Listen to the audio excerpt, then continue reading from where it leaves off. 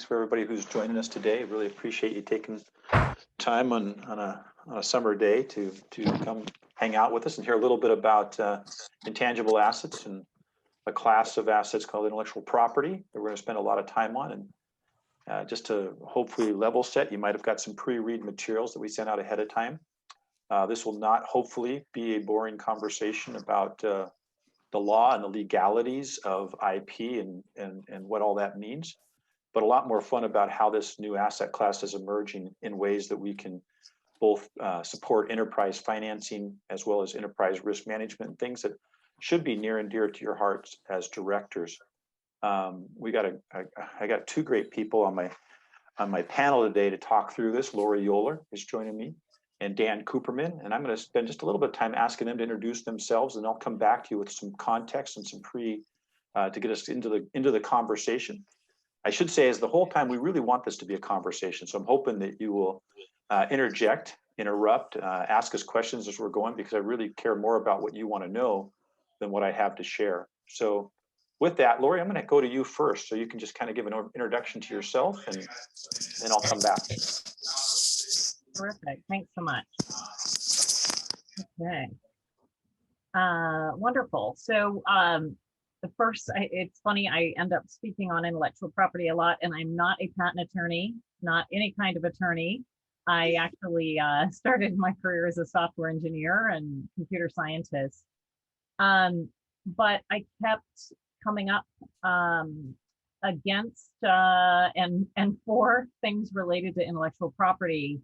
And I think a lot of times people don't even realize how important it is to their companies and to their boards in particular. And it's not a topic that is typically discussed a lot on boards, with some rare exceptions. And certainly if there's litigation going on, that's the time when it's typically brought up. But I wanted to talk about some of the intersections that I've had in my career. So when I first started in the technology industry, I noticed in my first big technology company, Sun Microsystems, that we filed a lot of patents, and there was a guy in charge of technology licensing, and there was someone else that was doing inbound licensing. But I didn't think all that much about how important licensing could be to the company overall until I moved into corporate development, where in doing M&A transactions, it was very clear that the lawyers wanted me to know a lot more about intellectual property than I did, and to really understand the risks and potential opportunities that intellectual property would bring during an M&A transaction. I then became an investment banker and started representing bleeding edge technology companies and sometimes medical device and biotechnology companies, and noticed how much time was spent by the savvy acquirers in looking at everything related to intellectual property and the contracts and the licensing agreements, and realized how important it would be to advise startups to really understand and have a strategy for intellectual property. I then went to actually a private equity firm that was looking at intellectual property as a key asset, and actually as a new asset class, which at the time was extremely controversial. And so ended up spending a lot of time in both the Senate and the House in Washington, D.C., trying to explain the patent system. First of all, to learn it, as I had not studied it, but then to explain it to Congress, which was a fascinating time in my career.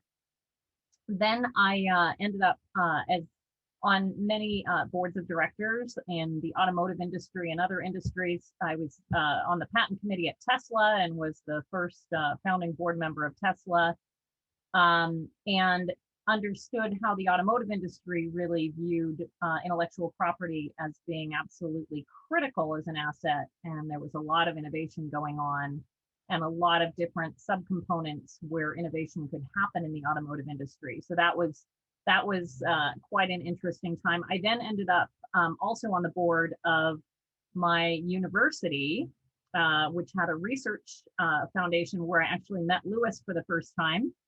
We are both from Washington State, and learned all about the Bayh-Dole Act and how universities are supposed to figure out what to do with that research that's been funded, and figure out how to make that into a fruitful asset or return if they can. And there's some universities that have very sophisticated engineering programs and med schools who've been able to do that. But most universities typically don't have a terribly sophisticated tech transfer office. So threw myself into understanding university IP with the help of Lewis, who is on this call. I then joined the board of Zoox, where Lewis helped us with our intellectual property strategy, and I had the good fortune to get to work with Dan Cooperman, who I know will be introducing himself next, and really saw when a company takes intellectual property very seriously from the get-go, how powerful that can be. And I'm sure we will talk more about that. Zoox, for those of you who don't know, is I believe the most advanced company in autonomous driving and autonomous vehicles. They're doing a robo-taxi service and were recently acquired by Amazon. So there, Lewis, Dan, and I got to work together quite closely. And then I guess the last thing I will say, well, two more things. One is it's been interesting. My husband and I are biotech investors, and in biotech, intellectual property is extremely important. So it's not as controversial as it is in the tech industry, because most biotech companies know that if they do not have intellectual property protection, they are probably not going to get much of a valuation. And then I guess the last thing I'll say is cybersecurity has been a very important area for all of my boards, and a place where I highly recommend the NACD cyber training.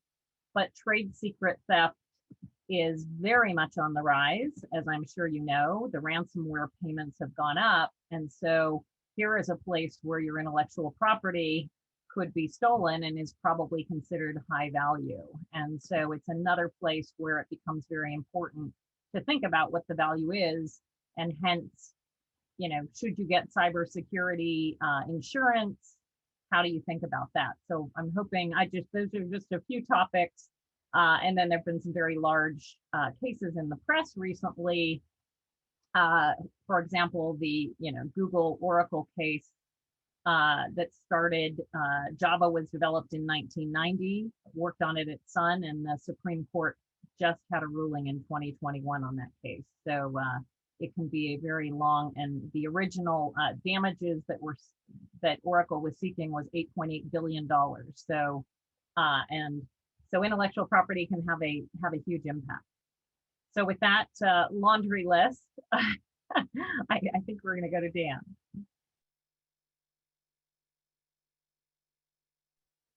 Dan, you're on mute still. Yep. There we go. Hi, everyone. I'm Dan Cooperman, and I'm delighted to join this panel of my good friends. As Laurie said, we worked together most recently at Zoox. Let's see, just a few words on my background, because obviously we're interested in the subject of today's meeting, but what's relevant to today, among my experiences in my career, I was the general counsel for many years for Oracle.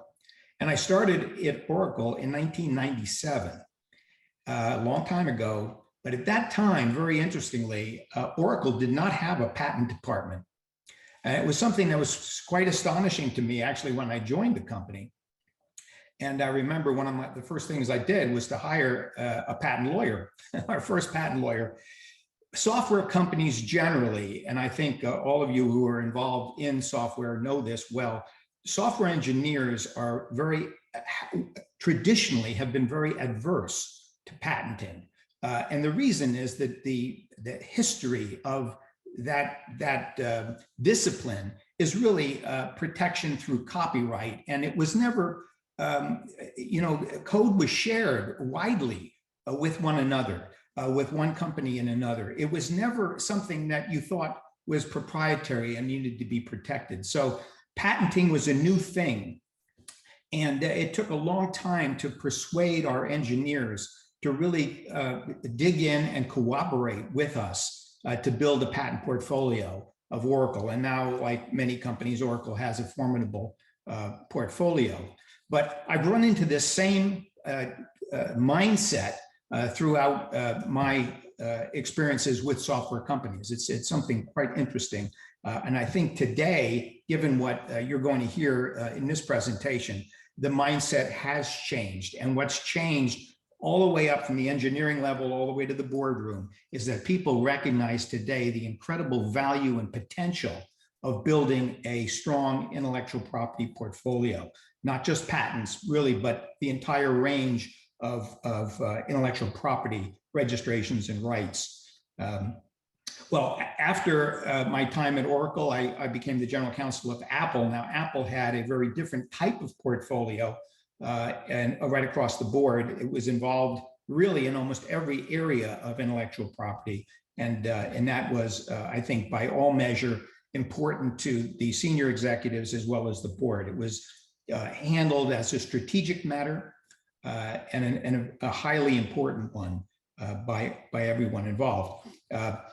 After my full-time positions there, quickly, I became a senior counsel to a couple of major international law firms. And today, I'm happy to say I no longer have a full-time job. The fun thing for me is I do serve on boards, public companies, private companies, predominantly tech companies, and nonprofits. So it's a full sampling, but my focus with them really is on governance and the focus of what the board's oversight responsibilities are. And I think we'll be hearing about that today, and you might bear that in mind actually as we go through today's program. What is the role of the board with respect to monitoring the intellectual property endeavors and initiatives within the company on whose board you serve? So with that kind of titillating introduction, I'm going to turn it over now to Louis to walk us through the slides and introduce this really fascinating topic. Louis, your turn. Dan, thank you. Laurie, thank you. You guys can probably see why Laurie and Dan are perfect for this panel. It's been a joy working with them in the past. And I'll just give 2 minutes of my background, and then we'll start into why this is critical and important today for boards. I come from a long line. I'm actually a trained patent attorney, so I practiced IP law for 30 years. As Laurie said, I grew up in Washington State. I grew up on the eastern side of Washington State. And so when I left law school, I started my first patent firm in the Mecca of Spokane, Washington. Now, I don't know if you know that, but that's a patent Mecca. And so, but fortunately, I happened to be teaching over at University of Washington. I met these other young lecturers there that I struck up over a lunch conversation. They work for a small software startup called Microsoft. And so I started writing, became an outside counsel to Microsoft and started writing software patents in the early 90s. And we had a bet with Bill Gates that we could actually write 100 patents in 1 year. And he didn't think we could do it. And we ended up doing it. We wrote 105 that year across the entire program. We won a $5 bet that became framed part of the Microsoft IP lore from that point forward. So we started building that. My firm grew, and we became the largest outside provider for Microsoft in their patent portfolio. Our second rocket ship started in the early 2000s, where I started working with the Amazon team and building those portfolios. I had the privilege of writing the very first Kindle patent, if you guys ever read things on Kindle, or writing the very first Echo patent or Alexa and things like that. So very fun works. And then my third rocket ship was really another company very similarly situated called Alibaba out of China. So I got it really in depth in the build of portfolios. So most of my career has been building value in companies. And Dan mentioned, a lot of this stuff wasn't even patentable in the early 90s. That software wasn't really patentable. People didn't really talk about it. But over time, it became such an incredible, important part of the investment of the companies we're making that it did start to lend itself to some form of protection. So today, though, I want you to kind of forget about that whole idea of, whether you're talking about patents, or a lot of times the only introduction you get to it is when somebody gets sued and your company's getting sued and you have to figure out what's happened, or something bad happens like trade secret thefts and things walked out the door. I want to try to paint a different picture for you of Intellectual Property Day, not as a legal instrument, not as something that would be normally managed by some patent attorney on Dan's team, and it would never rise to a board level discussion, because the world has kind of changed a little bit. And with that, I'm going to do my best here at sharing kind of a contextual story. So I'm going to share a deck that you probably got ahead of time. But I'm going to walk you through just a couple of these slides so that we can set this context quite well. now I'm going to assume that you can see this. Laurie, can you see this okay? Looks like it's coming across. Yes. Okay. So this is a very, very brief history, economic history of the world. One thing I didn't mention in my intros, I've actually had the privilege of serving on the Federal Reserve Bank in San Francisco on the Economic Advisory Council, thinking about how we should be thinking about our economy today. We still measure our economy by manufacturing output. If you look at this, for most of human history, or at least the last 2,000 years, we have been mostly an agrarian-based world, very, very agrarian-based economy. And then we kind of went through this phase of this industrial revolution, and only real recently we've entered into a phase of what I'd call the innovation-driven economy, or the idea economy, or a lot of people have different names for it.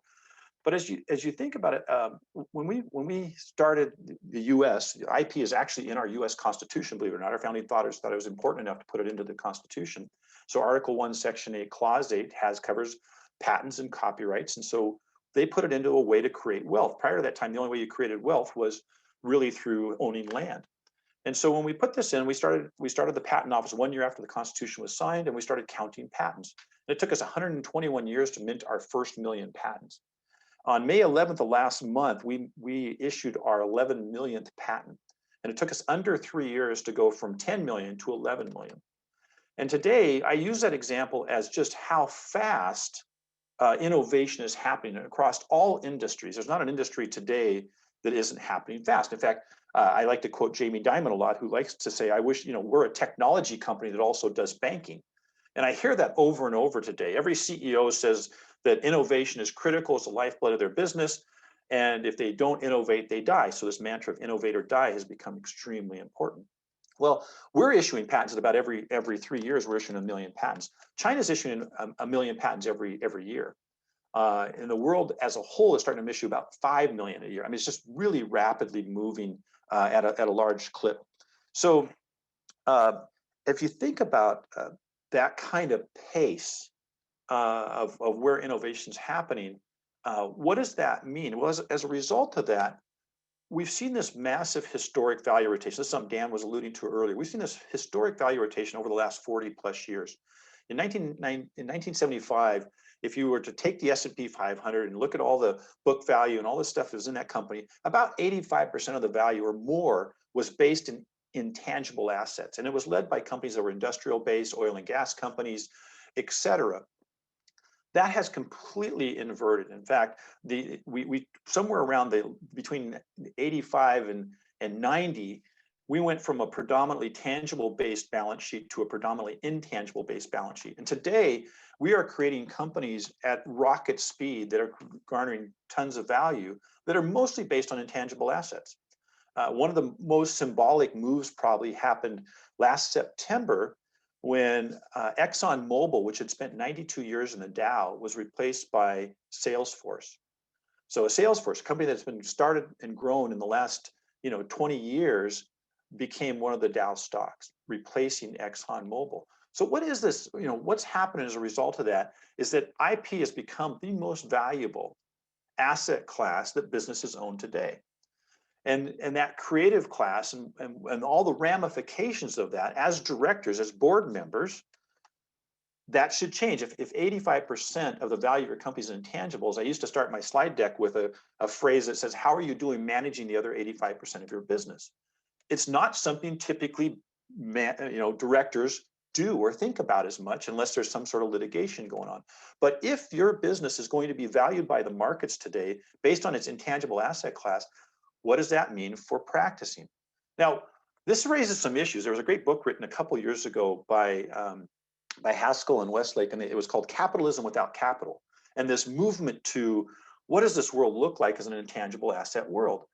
And as I read through that and based on my own experience, I've kind of boiled it down to 3 major challenges that happen in an intangible rich economy. The first is the challenge of measure.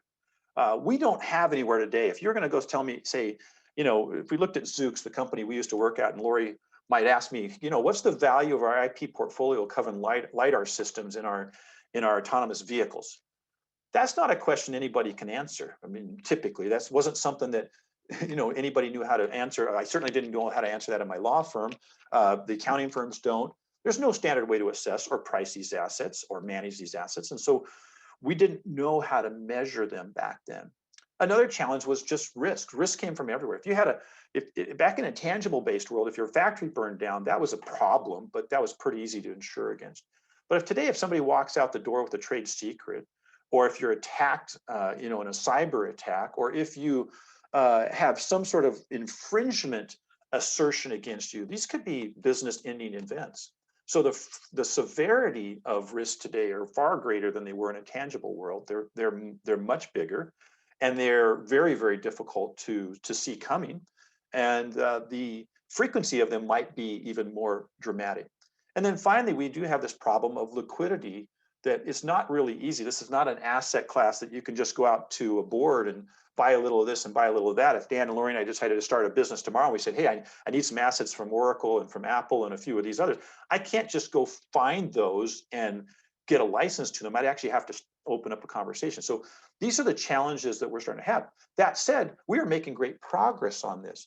So one of the things that's happened that I want to start to give you all an introduction to is that thankfully, through the world of big data and AI and natural language processing and machine learning and a bunch of stuff that we're doing, some of these problems are starting to get solved. We now have the ability to measure and value IP assets at speed and at scale. If Laurie were to ask me today for that same problem and say, what's the value of Zook's LiDAR IP, I could probably give her an answer fairly quickly. And I could compare that to the value of Waymo's LiDAR IP or anybody else's in that space. So we now have a much better ability to start to understand these intangible assets. And most of them fall into forms of IP, which is why we tend to use intellectual property as interchangeably. Intellectual property is the legally recognized forms of intangible assets that have been, when you spend innovation dollars, it converts them into an asset form. So they could be patents or trademarks or copyrights or trade secrets or know-how or things like that. But in general, we now have a way to start to look at this, and we can understand competitive postures of companies. And once you start applying some of this machinery, we understand risks far better than we ever did before. We can use data science. Today, we have every district court, every PTAB ruling, every ruling that's happened in a trademark case. Those are all digital today. Understanding the data science behind what's the likelihood of your company getting sued and what's the likelihood of it winning is really just a data science problem today. It's not as difficult as it used to be. So one of the things that I want to help us understand today is that this is an emerging asset class that is a dominant value proposition for today's enterprises. And it is not something that you have to be worried about understanding anymore. You don't have to just talk to the experts on the legal team. This is actually an asset class that you can start to understand. In fact, in a lot of presentations when I'm lecturing, my last slide is usually that my goal in life is to move IP from an elective in law school to a core in business school. This is not a difficult asset class to start to understand if you know what you're looking for. So with that, this is the last slide I'm going to share with you before we start to open up to a broader discussion. But as you think about how some of this has changed, there are new things emerging. If you can measure, if you can value and measure intellectual property assets, there's a lot of stuff you can do with it. And if you can start to look at competitive postures of what IP one company owns versus another and benchmark against that and get some insights of to where this world is unfolding, and get some insights of where something might be happening over the next 2 to 3 years. With our technology today, I can actually guesstimate where companies are going based on what they're working on right now and what type of IP they might likely get in the next 2 to 3 years. If we know all that kind of stuff, just think of the things you can do with it. One is enterprise value creation. You can start to help companies create better value in their business by doing the right things with their innovation dollars. And when they innovate, getting the right forms of protection. Now, we don't do this just for the fact that now we can go sue somebody. We do this because it builds actually value in your enterprise. If 85% of the value of the market's going to hand to you is based on your intangible assets, you better get some really good intangible assets. So as we think about that value creation piece, you can use technologies and tools and expertise today to say, what should I be building in the future? One of my privileges in working with Laurie and Dan is we did that at Zooks. We actually were laying down IP in advance of it getting built. So as the team was thinking it up and they were thinking about where that's going to be in the future, we were laying down the IP ahead of the product being built, ahead of the software even being coded. And if you can do that sort of thing, you get broader IP, you get a better moat around your company, and you could get some real serious assets in there that will help out the other side of the door. So as you're building through that, we believe in the terms of, I put this in the context of businesses that are going from startup out through an exit, but traditionally in that value curve where you're just doing it traditionally of building stuff up and hoping to get some people to buy some things and you get the revenue phase. If you start converting some of this to IP along the way, there are now independent means to value your company separately from just your revenues. And so we think we can raise that value curve today if you're doing a good job on that. Now, another thing that's come along that's been incredibly changing, could be a complete game changer, is how do you finance growth? Most today is based on equity raises that we go through those series of A, B, C, D, and E. We might see some venture capital come in early. We might see venture capital with warrants, all sorts of different approaches, but there is now available a source of non-dilutive IP-backed capital. At Aon, where I work, we actually add a little insurance wrapper to that that protects lenders so we can really juice this up a little bit. But we're seeing a very fast growing market right now for growth stage companies that have some revenue, but are going through that what would normally be a Series B or a Series C round. They can get that purely in debt capital today. Something they have to pay back, but they're not losing equity. So the price of the capital is, while higher than maybe what you might think in debt, maybe mid to upper teens, is still quite a bit cheaper than equity capital. And as this market starts to go in place, we're seeing a lot of lenders coming into the space that really want to understand it. If you can value IP, you can certainly lend against it and get insurance against it. And that's that next one, risk management. We've brought back the ability to do high-end protection of your company's IP. So if you are at risk of being sued for infringement, we have the Fortune 5 companies taking out insurance policies today. So we're covering catastrophic type failure. That kind of capital is back in the marketplace today. It didn't used to be even 3, 4, 5 years ago. So a lot of boards haven't had to rethink that part, but we can get that type of risk today. I joke with my insurance colleagues, it's kind of like move over, P&C, property and casualty. The new world order is IP&C. You're going to want IP insurance and you're going to want cyber insurance. That's what's going to protect most of the company today. If somebody, again, leaves your company and steals a chair, nobody cares. If somebody leaves your company and steals a trade secret, it's a pretty big deal. So getting the right types of insurance laid down for your business is going to be growing importance. And finally, when you get to that pace where you're starting to look at exits, or even if you're a public company, how do you articulate that value you've built up in your intangible assets? Those are new things that are happening as well. Again, coming back to this theme, if 85% of the value of your companies today are based in intangible assets, what does that mean? How do you govern, and how should you start thinking about governing with this new asset class?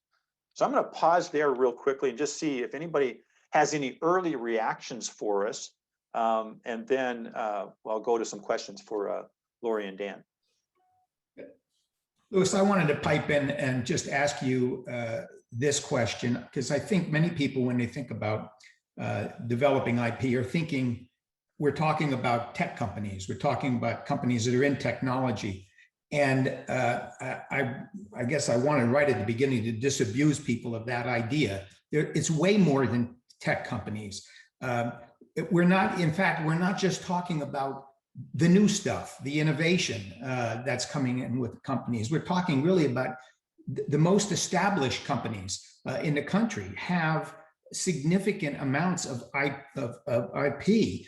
They may not recognize it that way, but when we're talking about processes, data, know-how, just know-how, formulas, organizational structures, and market research. I mean, all of these things that even companies in very staid industries will have that. Those are protectable assets, and therefore they have value. So it's important when we think about value creation. Some of these companies that might be regarded as old enterprises in fact, have significant IP that requires protection. So I think that the scope of Lewis's comments really go well beyond our Silicon Valley and the tech industries here.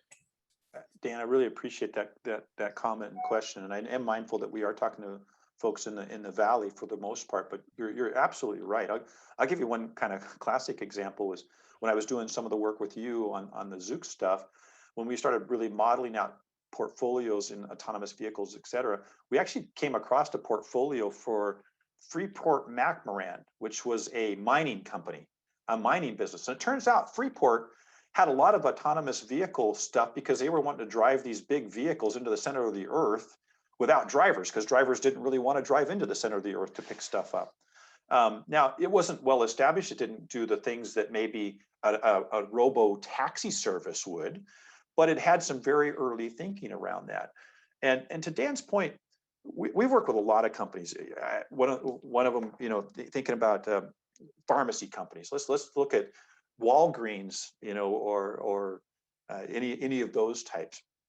When Amazon decided to pay $1 billion for a little company called PillPack, which I don't even think had revenue at the time or had very little,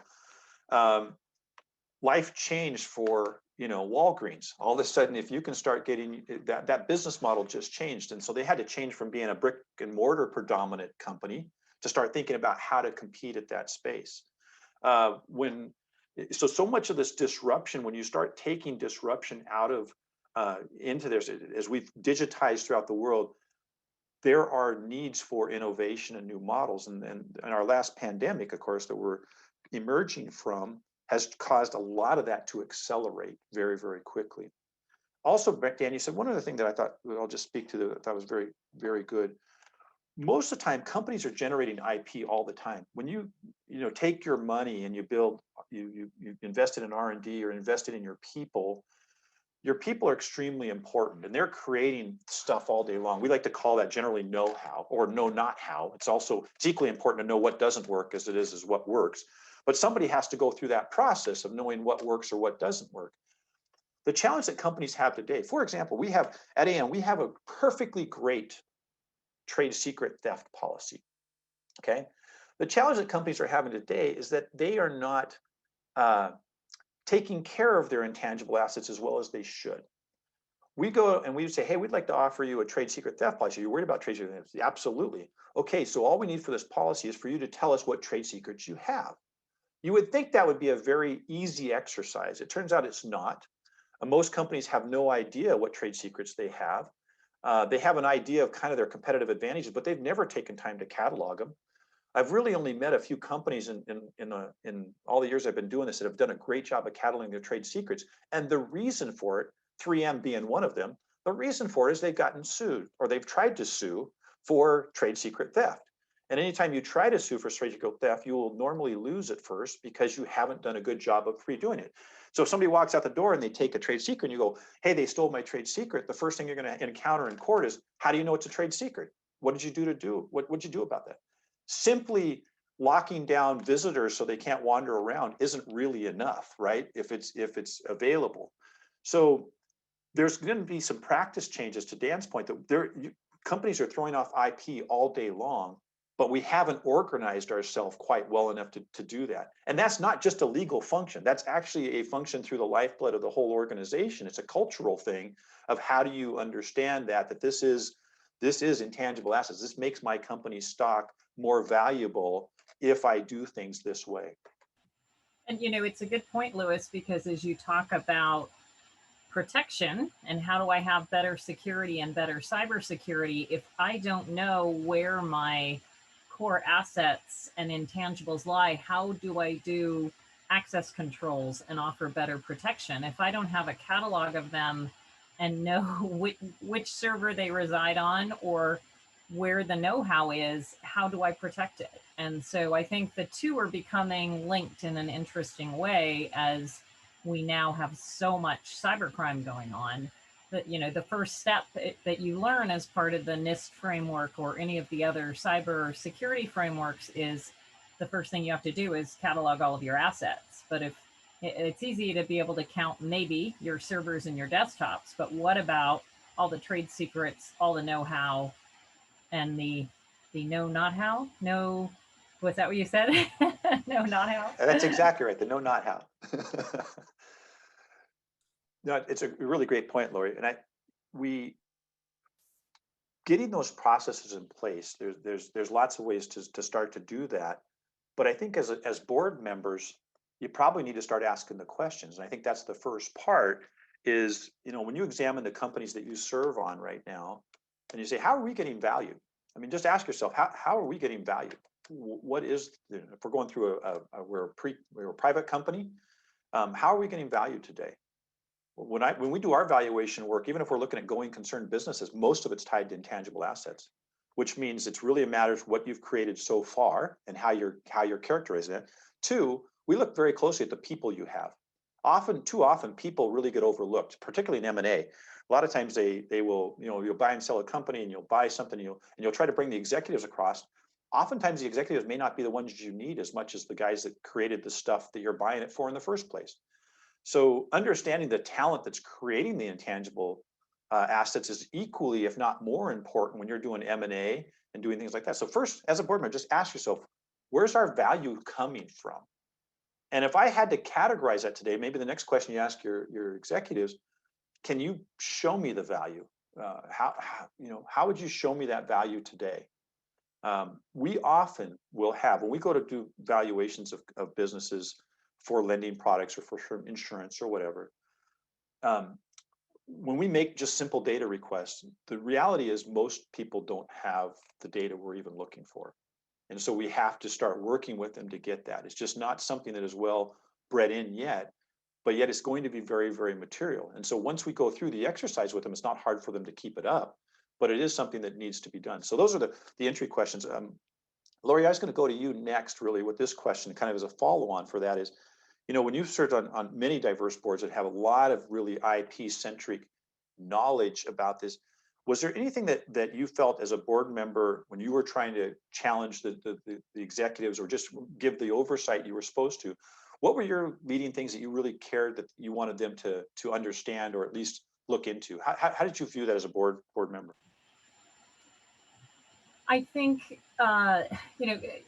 you don't typically talk about intellectual property, as I said, a lot as a board. It's not one of the subjects that is on most board agendas. And you don't want to be a squeaky wheel who's bringing it up at inappropriate times. And so the question is, how do you bring it up and how do you make it a business discussion rather than just a legal discussion? And how do you think about it? And in different companies, it's going to be different. In companies that have a significant R&D group and are developing new products, the strategy should be around, hey, we're spending a lot of money on R&D or product development. What are we doing to protect both the people, as you talked about? If we have phenomenal scientists who are doing most of the innovation in the company, how are we thinking about them? And it even ties into compensation. A lot of companies, if folks develop a great new product or know-how or new process or new patents, how are we thinking about that from a compensation plan perspective? When we are doing acquisitions, how much time do we spend on the IP and both the team that may have the know-how, as you talked about, as well as what assets they have in the way of patents and trademarks. And I think you have to find ways to bring it up without making it just a legal matter and to tie it into the business. But I don't know any businesses that aren't trying to innovate. And I think intellectual property and new product development and new process development and new service development is intellectual property. And so whether you call it that or not, it's what are we doing to protect the ways that we're innovating and creating value in our company? And so I think tying it into the bigger picture is very, very important. I think one of the real impediments to getting management's attention on these issues has been the inadequacy of our accounting policies for intangible property. It's really a problem because I don't think managers recognize what Louis was saying earlier, that 85% of the value is often in these intangibles. And they're used to looking at a balance sheet, and it's not on the balance sheet. And in fact, I don't know, Louis, if you've said this before and if you were just kidding, but I mean, really, one of the quick ways to measure the value of intellectual property is simply look at the market cap of a company and deduct from that the book value that's on the books. And you see, I mean, it's enormous.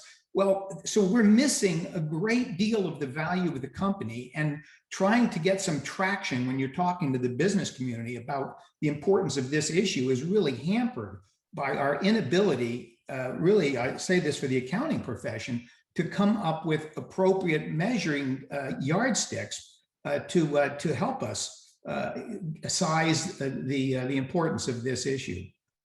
Let me also say that we welcome questions from you, and I'm going to field them and pass them to Laurie and Louis as they come in. So please, I would like you to participate in this conversation. So I'm gonna follow up on that, Dan. I'm gonna come back to you with one more question for you in just a minute, Dan. But to follow up on Dan, one of the challenges we have, if you think about looking at this, is how do you even start to understand a business in terms of those intangibles? We don't have, for example, if I was investing in equities today and I wanted to know whether I should buy Google or not, we have these things like Dan mentioned it. We got book value, we got price to earnings ratio, we have margin analysis, we have all these various ways to know whether or not that company is valued the way it is, and we can talk about it plainly. How do we do that in terms of intellectual property? What do you talk about first? Does anything even come to mind? We don't even have the vocabulary to talk about it. Now we're trying to change that. We as a profession, and we've been starting to introduce more things to really take that place. But to Dan's point, there is this gap is going to be slow to accommodate this, but that doesn't really stop us from being able to value things today. And you're going to start seeing what's going to force this hand to move is we have a lot of inbound requests right now from ratings agencies. So Moody's and S&P Global and PitchBook and others, whether you're private or public, they're asking us to help them assess companies' IP, intangible assets position. Because if the value is there, then you should have some sort of understanding and rating on whether you're doing a good job of managing that. Again, this is going to bring it back even more acutely to the board level, is that if you're going to start getting rated based on that, how well are you doing in managing your intangible assets or creating that value, you're going to start to see a language evolve. And I'm going to give you just a couple of things to think about on that. One is coverage. Does your intangible assets cover the stuff you're making that makes the revenue? Okay, that's a buzzword you're going to start to hear more and more about. Coverage is important. Do your patents cover the technology you're selling? Does the know-how or the trade secrets cover your back-end stuff that you're serving out through a SaaS type model? Whatever revenues you're getting, does your IP align with that revenue or not? That's going to be a big deal. The next thing is going to be looking at opportunity. How well do you think you're positioned to win in the next year or the next 2 years? Innovation never stops, and people are always trying to do that. You might start working your way along, but if all of a sudden some other company decides to move in that direction, will you win? So opportunity is another key piece to that. The third one's risk. If you start making certain products, are you at risk of infringing other people's IP? Or how at risk is your stuff from going away due to invalidity or aging in the patent world or due to trade secret theft? What are you doing to lose your IP? So we resolve that to a metric we call core, coverage, opportunity, and risk. But you're going to start seeing more of that type of stuff creep into the vocabulary over time, where people will start to say, well, I know how to do that. And we have, by the way, we have programmatic algorithms now to measure all of that stuff. So if I want to know coverage, if I want to know alignment of your business today, and I want to know, how much revenue you've got going to a certain product line and what your IP looks like, I can actually compute coverage models today. I can compute how valuable that is, that income alignment mechanism. So these things are evolving all the time. So Dan, I just wanted to follow up on that point. Dan, the question I want to come back to you on real quick, and then hopefully I'll give people some time to ask some questions. As you do a lot of work on the governance side, is there ways that boards should be thinking about organizing themselves to handle these types of this asset class that's emerging? Is it an all board issue, or is it a subcommittee? I mean, how would you think about this if you were starting to organize or modernize boards today for an intangible rich economy? Well, it's an interesting question. I mean, issues such as cybersecurity, which deals exclusively with intangible assets, that's a topic that has been bounced from one committee to another within companies as to who has responsibility on the board for that topic. I've seen I've seen so many different approaches to that, and none is the right one, other than to say this is a highly important issue, and ultimately the board bears responsibility for it, and the board bears responsibility if it doesn't handle it itself to make sure that the committee or group that is designated with that responsibility reports regularly to the board, so that everybody really has a good understanding of how the company is handling the risk presented by cybersecurity attacks. So the same thing is true really of this issue with intangibles and how the company is handling intangibles. I would not assign that to the entire board. I think that really makes no sense. But you know, for what it's worth, our audit committees in public companies these days have a workload that is it's overpowering. There's so many topics that are put on their shoulders. I really do believe that it would be appropriate to designate a different committee, whether it's specially formed for this or a committee that handles the issues surrounding intangible assets. And there are a lot of them. I mean, there are, cyber would be one of those topics that's included within the purview of that committee, but also would be looking at infringement issues and the destruction of value by disclosure of trade secrets and monitoring who in the company is following that and what recent incidents have occurred and what is the discipline and within the company for following up on these violations and auditing, periodic auditing. So I think the board's role here is oversight of this area, and I do believe it should be delegated to a specific committee rather than taken on by the board as a whole. Louis, we have a few questions that are really quite specific to the patent process. So you are the designated expert here. So we're going to ask you these questions. First of all, a question on the backlog of the patent office, creating such a logjam that by the time you file for a patent and it gets processed and maybe you have office actions, and before it gets approved, it won't get approved until sometimes years after the patent application is filed. So this obviously speaks to the value of that patent and how you would assess the value of that whole exercise. Is there any thoughts that you have about approaches to speed that up, or whether this is in fact a real problem for your clients? Great. Can you hear me okay? Yeah, great question. Thank you for that. So a couple of answers on that. First of all, the patent office is getting faster, which has been good. They're getting quicker at being able to do this as they've gotten new tools and being able to do the reviews. Second of all, keep in mind, probably a patent application is far more valuable than no patent at all. A patent application will often get published, and that means that people that read the published claims, if you're familiar with patents, there's this thing in the back called claim language, and claims are initially written broader than what they'll actually get issued as. And so if people are designing around your product and not trying to infringe, they'll actually design a wider around your patents by looking at the publication stuff. We run statistics today across all of that, whether how you filed, which examiner is likely to give you an allowance, what the claims are going to look like when they get allowed. You'd be blown away by how much analysis you can do today on that whole front. But the other thing I'd also say is don't worry about that too much. The reality is patents in particular are date stamped, right? As soon as I file them, I have a date. And as patents mature through, even I think there's another question about how fast technology is moving. As soon as I get that one down, aren't we getting a faster microprocessor or a different algorithm out? And the answer to that is yes, probably so.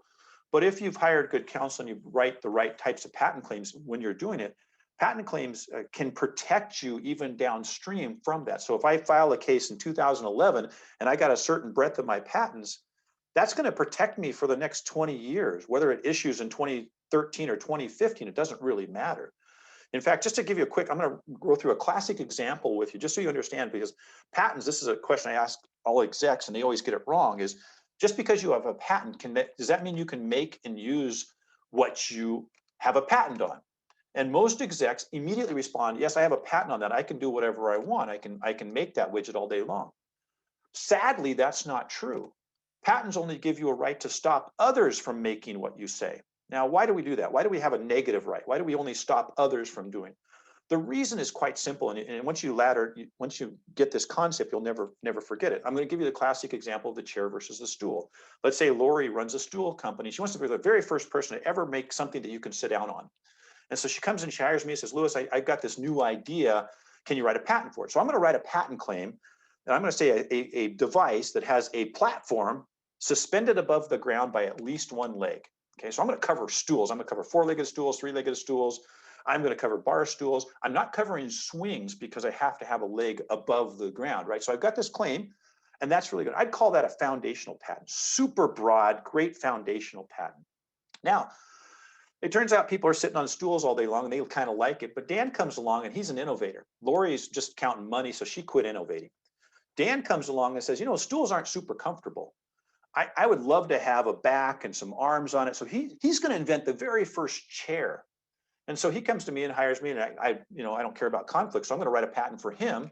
And I say, hey, Dan's going to get a platform that says a platform suspended above the ground by at least one leg, with a second extension opposite the legs to provide support for your back, something like that, right? So I got a claim.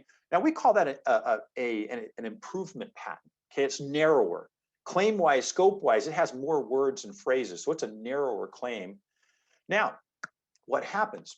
The first question I always ask is, can Dan make his chairs because he has a patent on it?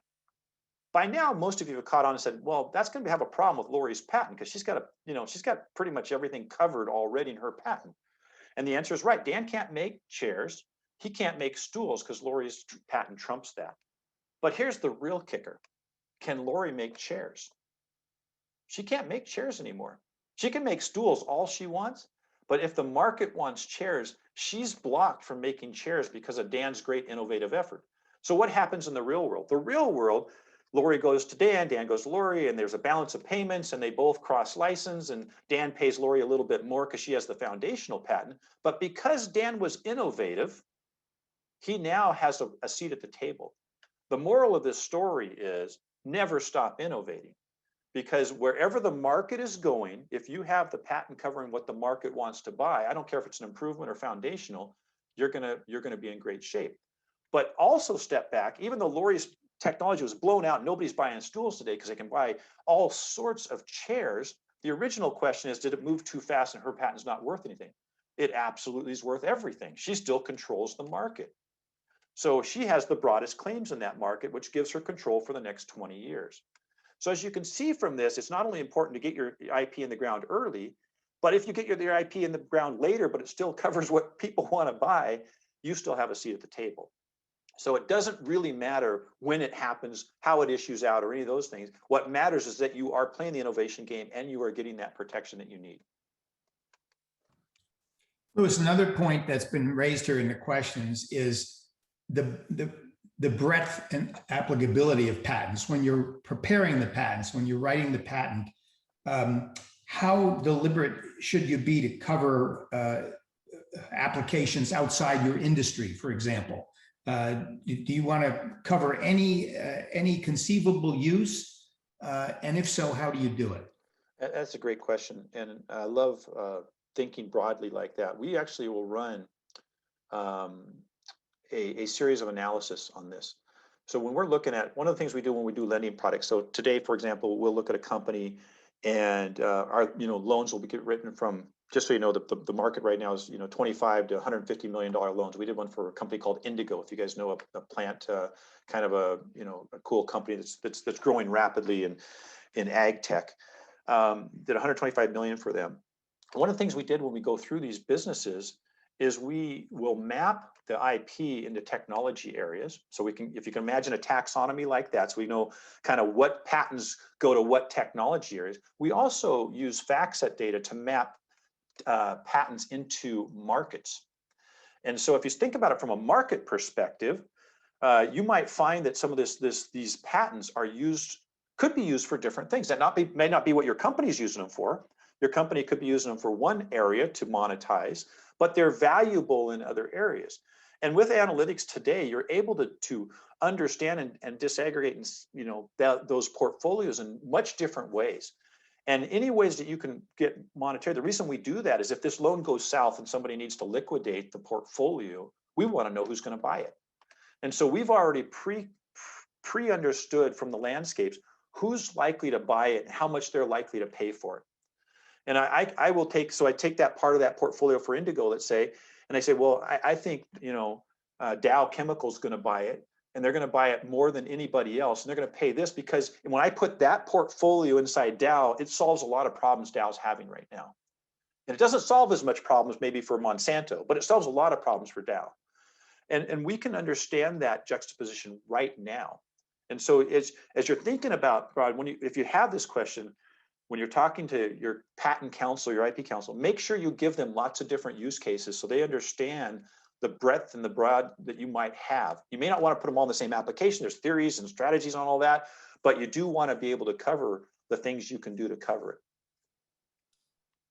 How about, dare I say, a more offensive strategy where you actually study companies either in your industry, most likely in your industry, but also potential disruptors to your industry, and look at what are they seeking protection for most recently, either by patent or other ways that are available to you, that you have the opportunity to research. So you have a sense of where they're headed. What are they looking to protect? That gives you a sense of where they're going. And you have a patent, you believe, that could stand in their way. Do you look for those, even though that patent may not be strategic or relevant to your own company, but you have the ability to write up a patent that would be a solid block on the direction you perceive a competitor is going? That's an offensive strategy. And is it something that you will typically use? And if so, what's been your success rate? Well, there's certainly a lot of people that have monetized quite well around that strategy. If you think about it, when I gave you the example of the chair and the stool, I gave you a little introduction to claim language. That's all that matters in patents is claim language. What it covers and what it doesn't cover, right? So all of IP, all of patent litigation resolves down to something we call a Markman hearing that says, what's the breadth of that claim? What does it read on? Is it, and once I establish that, I can tell whether there's infringement, I can tell where there's an invalidity. But understanding that scope that we like to call it, coverage scope, whatever is, or that breadth is really all that matters. Now, once you have that, the ways to monetize are a lot of different ways. Companies, so I'm sure you're all familiar with something called the troll market or the NPE market, which has become quite sophisticated, actually.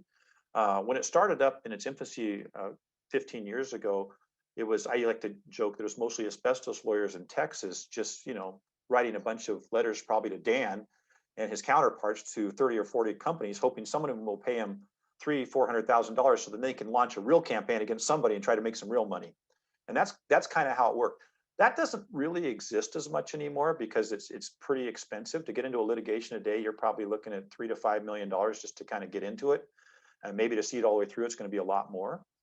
That said, the awards today are getting impressive, right? Cisco got hit pretty hard. Apple got hit pretty hard. There's some that are starting to become, a billion here, a billion there, and soon we'll be talking real money, as the saying goes.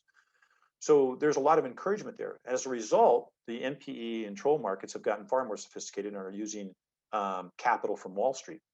So there's a ton of funding that goes on behind this, and to some extent, this breaks down into a world of the bigs versus the littles, as I would like to say it, where the bigs have convinced the world that trolls are all bad, when sometimes they're just companies that the bigs didn't want to deal with and didn't have to deal with and said, forced me to do something. So it's not exactly a white hat, black hat situation. It's a situation that some people have innovated some stuff and they haven't been able to do it. What we're missing in all of this, Dan, and where I think we're going, is that if you can get to a point where you're actually valuing things quite well and you got a market around it. So now we're lending against it and we're insuring against these numbers. Slowly, people will start to hopefully almost have a Zillow-esque approach that at least we have some numbers around this that's objective, so that maybe we can get into a context where these become more discussions around licensing and others, so that you're actually moving assets around much more freely. That gets back to the liquidity problem. A lot of companies have IP on their books right now that they're not using or monetizing. Rather than selling it off to a troll, if they had an easy access market to go sell to somebody else who's going to use it in a proper way, that would be a much better solution than litigation. Litigation is highly inefficient and really just makes attorneys rich, with the lottery ticket for those who might be trying for it. So that's been talked about for years. That's the old Rembrandt's in the attic idea. But nothing's developed really, or at least that I'm aware of. Are there exchanges or are there investment banks that actually have begun to make a market in IP that is on the market to be disposed? So this is where we're getting to, Dan. You're absolutely right. And we may even have somebody on the phone that's actually quite good at Rembrandt's in the attic, or wrote it, I think. I don't know, Susan, if you're on, but or was it that one or the other one? I can't remember. There's two great books back in the day. They were wonderful books. What's changing is this. We have tried it. We've tried, there's an exchange called IPXI for a while. There's a company called IP Zone. People have tried this. What's happened is that we never really had an independent market to actually measure against. What's changing today is some of the work we're doing at Aon. The reason I left my practice to come join this, and this is the first kind of Fortune 500 company to jump into it just as an asset class, is that we are writing insurance policies today and we are writing loans today. And so there's this independent market that's starting to be developed that we can actually value. Not just, Dan, not just a point-to-point between Apple and say Microsoft, and it's however they're going to license it out and nobody knows. We are actually starting to develop data that's going to understand this marketplace. So when we do valuations, we can say, how close was it, right? And then you put the market down and you look at it coming back the other side when we underwrite an insurance policy. So what's going to happen though is the private equity and some of the smart money now are starting to get into this pretty heavily. And once we do that, and the big companies will start to be, they'll be brought into this. They won't lead the effort. They'll be brought into it. It's not really in Apple's and Microsoft interest to care about this that much, right? They have a dominant position right now and they win simply by sheer size. But as the future starts to unravel and this becomes democratized and there actually becomes valuations for this, you'll see that come out. And for the first time, I think we're seeing enough participants where the insurance market is one of the first ones getting behind this and actually spending real capital here that's never really been done before. And I said, since they're putting their pocketbooks on the line, you'll see more attitudes about this changing as an asset class.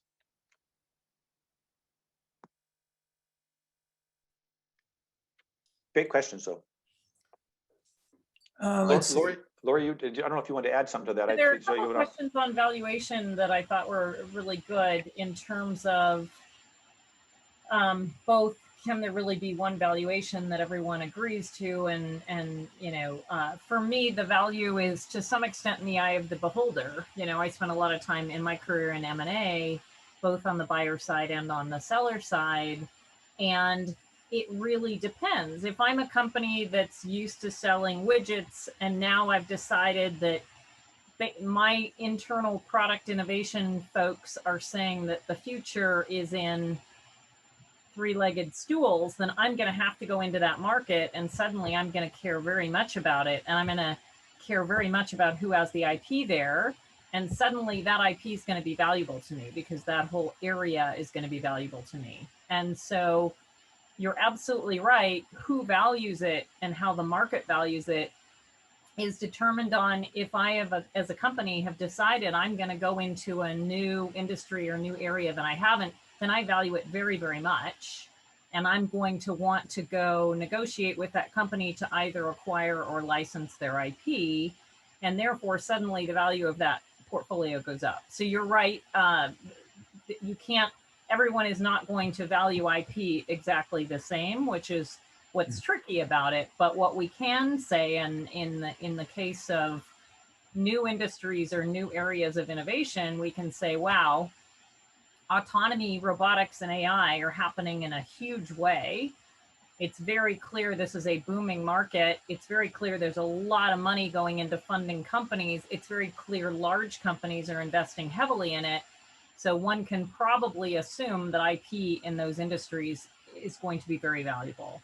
Where industries that are not growing, that are very mature, that don't have a revenue growth rate, perhaps the IP is not going to be as valuable. But there is nuance to it, absolutely. And there are different models, and you have to look at the market. And as Lewis said, you know, how many buyers are in that market and how many companies are planning to go into that space and who has developed the most robust IP portfolio is very important. And, you know, in the case of Zoox, it was also, I will say the other benefit is we had a patent review committee that Dan and Lewis and I attended quite a bit. And it was phenomenal because often it was the first time that the senior engineers from all over the company would get together and together talk about, is this really valuable? And then they would say, is it valuable to us or is it valuable to the industry as a whole? Let's say we don't actually productize this. Is it really valuable or not? And so it was a number of engineers. It wasn't a bunch of lawyers sitting around with algorithms. It was engineers saying, you know, based on what we know, and, you know, these are folks with PhDs in computer vision, do we think that this is really going to be fundamental for our company or for other companies? And that's how you make a decision on how valuable it is to you and whether or not we should go ahead and file the patent on it and whether or not we should extend it internationally. So that valuation exercise can take place within your company with your own engineers. And then you're making a bet on how the market's going to value it to some extent. But there is some algorithmic stuff that you can do based on some well understood principles on market size and strength of the portfolio and strength of the claims, most importantly, that can help you value it. So two things I'll add to that, Laurie. Thank you. Spot on. One is the ability with modern day, you know, algorithms that we can do and our analysis tools. We can do this stuff at scale. That was one thing we never could do. I mean, you could get a pretty decent valuation on a patent or on a couple of patents by hand, by humans. Law firms can do that. There's specialty valuation shops out there that can do it for litigation, et cetera. But what was hard was if you want to do it at scale and you want to look at it, you know, a set of hundreds of patents at one time, you need to do that in a 2-week period or a 1-week period. That wasn't really available. That's available today. So that's the first kind of major takeaway. The second takeaway on the M&A side is we've been working with banks now, and we've got a sell side product that the banks are telling us helps raise the price of the deal 10 to 15% because nobody's actually looking at the IP, and they just assume it exists because there's something there, but they don't really know what exists. They certainly don't understand the risks of it. And what's coming out of that in an M&A context, two things. One is people are getting a better understanding of the value of the IP that's in there and a better understanding of the risk. So if they need to take out some sort of transaction insurance to take that risk off the table, they're much more aware of what that risk is going to be. And then the third point is there are definitely, as Laurie has mentioned, different types of valuations you're going to look at. When we're doing just a raw form valuation, there's a couple we'll even put out. We'll put out a cost method. You know, how hard would it be to reproduce that portfolio of all that IP in this stack, the trade secrets, the know-how, all of that. What would it take to reproduce that? Two, we look at a kind of a liquidation value. If I had to just go sell these assets on the market tomorrow, where do I think I could place them and how much do I think I could get for them? And then the third one is just, a going concern type stuff. How much, if the right company had these IPs, what would it do for that value to that company and make that keep going? So we're using all of those right now in this lending platform. Just to give you an example, we launched this lending platform last September. We now have lenders that are coming to us. We have $2-3 billion of lending capital ready to go now, and we have a borrower pipeline of about $3.8 billion of people hunting capital. Now these are ones that would normally go to an equity-based financing approach, and they're choosing not to and trying to find a debt structure that works for them. So this is a market that's very nascent, but is starting to take off. And if you keep writing valuations around this, and then you couple in the M&A market, you couple in the insurance market, you're going to have some pretty good value points over the next 2 to 3 years, which start to make sense around IP assets. So Louis, you're in the business, Aon's in the business really of providing this financing based on the value of IP. So in that respect, you step into the shoes of a normal lender, a bank or other lender. But what's important is the condition of the collateral, the quality of the collateral. How do you monitor that? I mean, for example, issues like infringement risks or changes in the debtor's business over time that a bank would normally follow regularly. Cyberattacks, another one that may affect this particular debtor's business. Do you have a battalion of people in your organization who, like a bank, would be following those developments affecting that debtor's business? Yeah, great question, Dan. Actually, we at Aon do. We do offer a monitoring service as part of this, underwriting piece. So in our world, Aon does have its own fund, but we also work with a lot of third-party funders. And so when they make the loan, it's often wrapped in insurance so that it protects a little bit on the downside for the lenders. And as part of that service, over the next, it's usually a 3-year to 4-year term, we're going to monitor how that portfolio goes. So it's all the things you mentioned, risk of infringement, which we'll quantify early on, and then we'll continue to update. We also look at challenges with invalidity, if we're going to lose any of the assets, any of the aging out of assets. We look at make sure people are actually paying maintenance fees, as rudimentary as that is, that they didn't just unwittingly lose something that was rather important. We look at it, and this is another issue, Laurie and Dan, you'll remember this near and dear to our hearts, is are they using is it their own IP, or is it something that's licensed out of a university, and what kind of rights are those, and did they do anything, did the university do anything stupid that and it took away some of the rights that you might have had somewhere there. So there's a lot of those services to just kind of do that. We have a very large team at our folks. I'm not sure if everybody does it that way, but we actually do monitor that downstream as well. More to your point, it's something that's moving quite rapidly in terms of it's getting, innovation happens rapidly, so you got to kind of stay on top of it. Well, good. Listen, I think we're bumping up against our time here. So, Louis, let me thank you very much for your comments and the presentation that you put together for this meeting. And Laurie, thank you as always for your thoughts and comments. I'm going to turn this over now actually to the NICD chairman here, Kim Box, who's got a few words for us all.